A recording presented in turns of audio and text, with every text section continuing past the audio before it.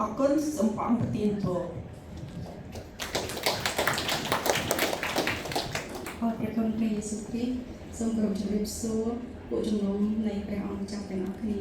ថាខ្ញុំក៏សម្របទៅតាមរៀបចំបងទាំងអស់គ្នាដែរគឺរីករាយស្វាគមន៍អរព្រះគុណព្រះអង្គដែលព្រះអង្គទ្រង់ល្អអនុញ្ញាតឲ្យខ្ញុំបានបម្រើការជាមួយនឹងបងទាំងអស់គ្នាហើយនឹងបងប្អូនស្នេហ៍គ្នាដែលមានវត្តមាននៅទីនេះហើយក៏អរគុណសម្រាប់បងប្អូនស្នេហ៍គ្នាដែលជួយកិច្ចការជាច្រើនមិនថានៅជាការបាយឬមួយក៏ប្រទេសអីផ្សេងៗទេចា៎ខ្ញុំអរគុណ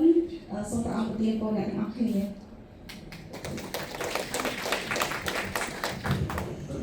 សូមជម្រាបសួរបងប្អូនទាំងអស់គ្នាចា៎ខ្ញុំចន្ទាខ្ញុំមានដំណរដែលបានមកចូលជាមួយពួក ACCA ខ្ញុំមិនដែល expect ថាខ្ញុំមកចូលរួមដំណើរនៅទីទេដំបូងខ្ញុំមក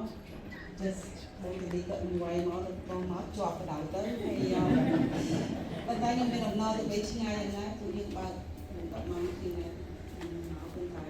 អរគុណអរគុណទីអំណរក្នុងដំណើរទីនេះផងបានប្រទានយើងចេះខ្ញុំតែខ្ញុំគាត់ពីនេះគឺ take care ខាងpositive team ខាងចម្រៀងរើសចម្រៀងរើសអ្នកច្រៀងហើយនឹងអ្នកចម្រៀង solo នេះគឺពងគ្នាដើម្បីតែគេថាសូមស្នើដល់អ្នកដែលមានទេពកោសល្យខាងភ្លេងចេះហៅប្រមូលឲ្យមកជួយលេងចា៎ហើយខ្ញុំអរគុណនឹងអ្វីទាំងអស់មានដំណរក្នុងការបណ្ដាលព្រះអង្គជាមួយនឹង ACCA សូមអរគុណចា៎ គឺប្រពន្ធនិយាយឲ្យប្តីមិននិយាយបាទអរគុណបងចាន់លីបានហៅប្រពន្ធខ្ញុំចង់ឲ្យគាត់មកតែឯងក៏មកជាមួយដែរទៅអរគុណបងវិញថាភាពនិយាយស្បាយការបំរើឆ្ងាយមែនតែវាបានរកការងារចេះចង់បងប្អូនchơiនៅទីនេះចេះតែមានបន្តឲ្យយើងកម្លាំងចេះតែបន្តធ្វើការជាមួយគ្នាអរគុណព្រះអង្គហើយបានជួបជុំបងប្អូនសាជាថ្មីម្ដងទៀតស្គាល់មុខចាំមុខប៉ុន្តែអត់ស្គាល់ឈ្មោះនេះក៏យ៉ាប់